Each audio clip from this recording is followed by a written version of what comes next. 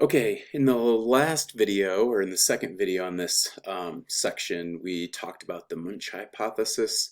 Um, and so we've already talked about kind of how sugars are moving through different cells in the phloem, but now I want to talk about how those sugars are actually getting into the sieve tubes. Okay, there we go. All right, so again, this is kind of describing the Munch hypothesis, but we've got these sugars produced somewhere that have to get into the companion cell and then into the sieve cell. And so let's talk about that. There's two pathways that the sugars can take to get into the sieve tube elements. There's a symplastic movement and apoplastic movement. So let's talk about those first. Symplastic is moving within the contents in the cytoplasm of the cell. So this green line here represents symplastic movement. And just to back up, these are representing two neighboring cells in a plant. Just a couple things we haven't really talked about in detail, but the cell, a plant cell has a membrane, which is kind of represented by this inner black line. That would be the cell membrane. But then it has a cell wall that provides more structure. And that's different than, human and animal cells that only have the membrane. So this is this is thicker than the membrane, but is a little more rigid than that membrane. And then the cytoplasm is the liquid essentially within the cell. So symplastic movement is diffusion of those sugars along a concentration gradient within the cytoplasm. Now this is relatively slow process because it's diffusion. And diffusion is a relatively slow process. Anything that can be moved through enzyme reactions or some kind of pump are going to be much faster reactions than diffusion.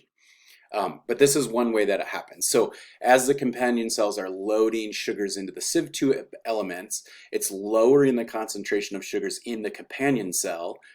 And so then the sugars are moving from cells where sugars are being made and they're at a high concentration, and so then they're diffusing toward that companion cell. So that's what drives the movement of the symplastic movement. Another way that those sugars can move from places where the sugars are produced to where they're loaded into the phloem is by apoplastic movement. And so this is outside the cytoplasm and outside the membrane, but within this space that's within the cell wall. So there's a little bit of a space there, and there are enzymes that are embedded in the cell wall as well, or can be. And so what happens in apoplastic movement is that these enzymes are actually moving those sugars through that space from, again, the cells where the sugars are produced to the companion cells to then be loaded into the sieve tube elements. So this is an active process. That means it takes energy, but it can be much faster. So these are the two ways sugars get from places where they're produced to the companion cells to then be loaded into the sieve tube elements. So just a couple of structural and functional differences between them. I don't know the history of it and why we call them type 1 and type 2. I think it's because, and I tried to find this out a few years ago, people noticed there was differences in the phloem of different plants. And so they called them type 1 and type 2. And then later, I think, is when they discovered, oh, they're moving the sugars through different pathways, symplastic versus apoplastic. And so, yeah, as we read the literature, I still see type 1 and type 2, but I feel like maybe we're starting to move to symplastic and apoplastic. So anyway, I put type 1 and type 2 here just because it is still in the literature and a way some people refer to them. Let me go back for just a second. I forgot to name another structure that's here in this picture. So here we've got two cells, right? Side by side. And then there's this little opening between the two cells. That's referred to as a plasmodesma, is the singular, or plasmodesmata is plural. So it's just an opening between two neighboring cells that allows that cytoplasm to move from one to the other. So then they become almost like one larger cell. But these plasmodesmata are really, really small. And so large, like a chloroplast couldn't move from one cell to another. That would be probably too big to move through the plasmodesmata. But smaller molecules, like simple sugars, can move from one cell to another. Okay, back to this. So in the symplastic movement of sugars, we see, like if we looked at the anatomy of plants and we found one that used symplastic movement, it would have a lot more plasmodesmata to facilitate that movement of sugars. And so generally we think of those plants as being symplastic, or utilizing symplastic transport. In apoplastic, or plants that utilize apoplastic transport, they wouldn't need as many plasmodesmata, so you would see fewer plasmodesmata. And so that tells us they're probably using apoplastic transport. We do know now that there are intermediates. I don't know how many species are intermediate. Maybe every species is somewhat intermediate. I don't know if we know that or not, but I certainly don't. So a little bit with the symplastic movement, I've kind of talked about this, but simple sugars are converted to larger compounds in the companion cells is an important component. I guess I didn't talk about this. So we talked about this concentration gradient. So the sugars are moving from places of high concentration to low concentration, which is in the companion cells. But then what happens in the companion cells is they make those sugars into bigger sugar molecules that then can't fit back through the plasmodesmata. So they kind of then are trapped in the companion cell to be loaded into the zip tube element. And you can see that just one evidence of this, or one piece of evidence, is that there's a larger concentration of those complex sugars in at least some of the symplastic species, kind of suggesting that this is the mechanism that's going on. Within apoplastic movement, as sugars pass through the cell wall toward the cytoplasm, again, there's active transporters kind of capturing those sugars and moving them through that cell wall space. And that was relatively easy. Like the research on apoplastic movement has been a little more conclusive because they've been able to identify those transporters and their role, whereas symplastic movement is just based on that concentration gradient. And so there's not like an enzyme that we can identify and figure out what its role is in that situation. But with apoplastic, we've been able to identify those sugar transporters found in the cell wall. From a slightly more ecological context, we think there's probably differences in when these two types of pathways might be advantageous. I think actually here, let me jump to this one. So symplastic species tend to find symplastic movement in woody species, and also most common in the tropics, although there have been some found in the Arctic. And the reason is that in the tropics it's relatively warm, and so the viscosity of the cytoplasm is such that it facilitates diffusion pretty well. And so like in a really cold climate, the viscosity gets really low, really thick. I'll say thick because it always messes me up which way it goes. And so it becomes really thick, and the diffusion becomes so slow, it prevents that from being maybe an ideal process. So therefore, in colder climates, we tend to find more apoplastic. So more apoplastic species where we've got active transporters moving those things along. And so even though those active, like the enzymes moving those sugar molecules around are still temperature sensitive, it's still going to be a lot faster than symplastic loading. And then the other thing I'll just say is we've talked about this a little bit, and we'll talk about it a little more in the coming weeks, but um, the transport and loading of the sugars into the phloem is really important potential feedback on photosynthesis.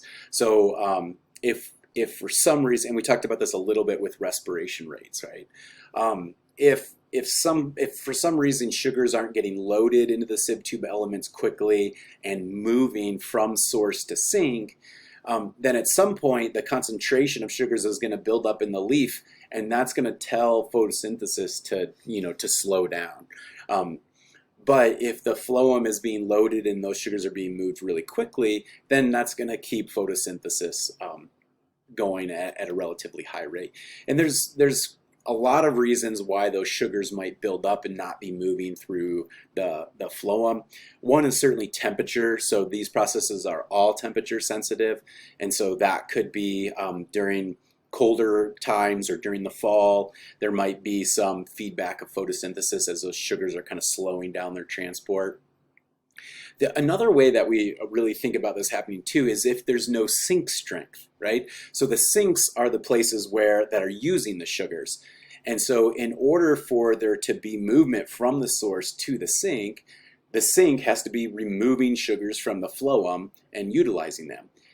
If there's no need for those sugars, those sinks aren't going to be removing sugars from the phloem.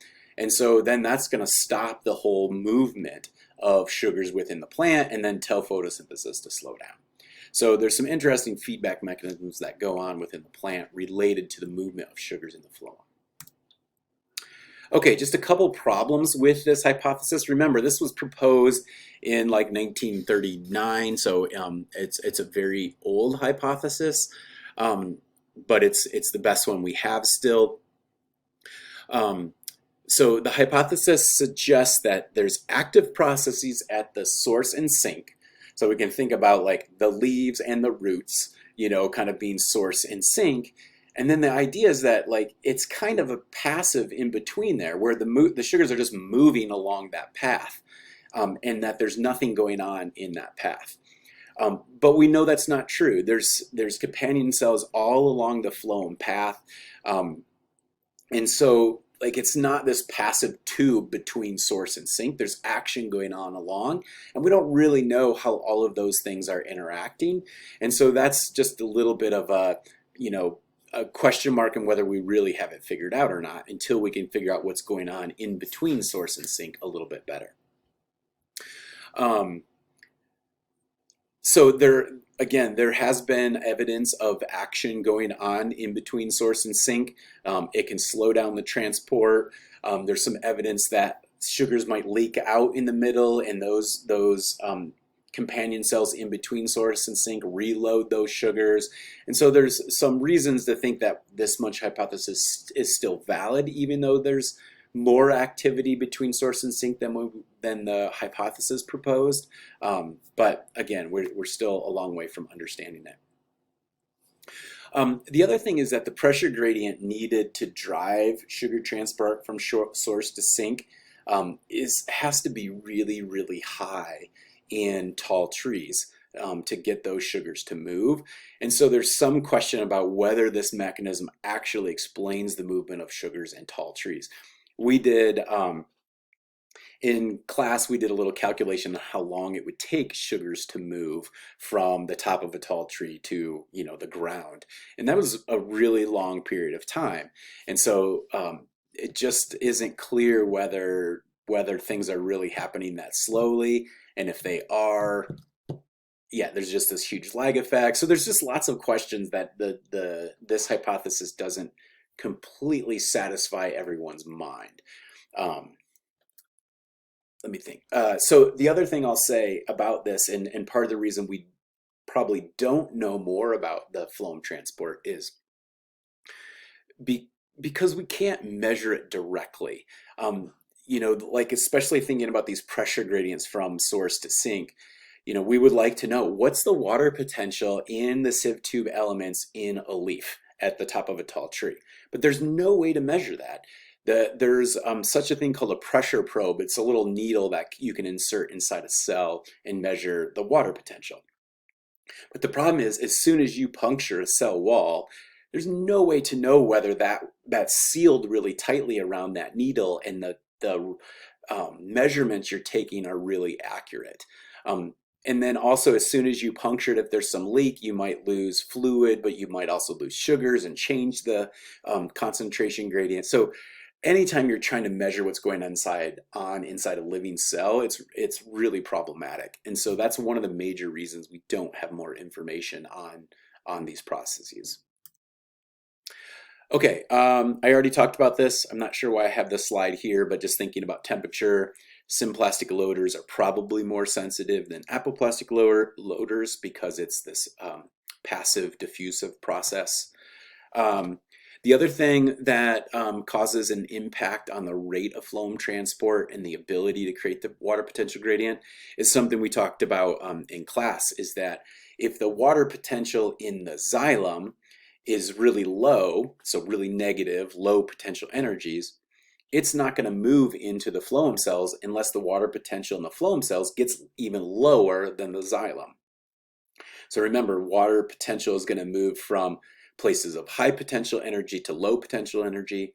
That means from places of relatively high values to low values or more negative values. And so in order to create that water potential gradient so that water moves from xylem to phloem, the plant is going to have to load a ton of sugars inside the sieve tube elements to lower the water potential.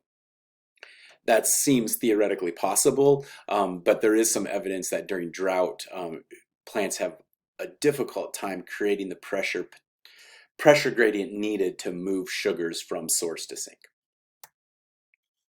I don't want to go in this now. This is going to be in a paper we're going to read, so we'll talk about this figure at a later time.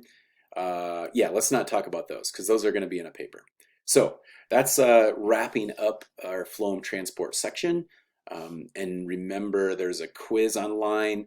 I think most of the answers to that quiz should be here, but there's also the Chapter 2C, I believe, is the section in the textbook you can read to find some of those answers as well.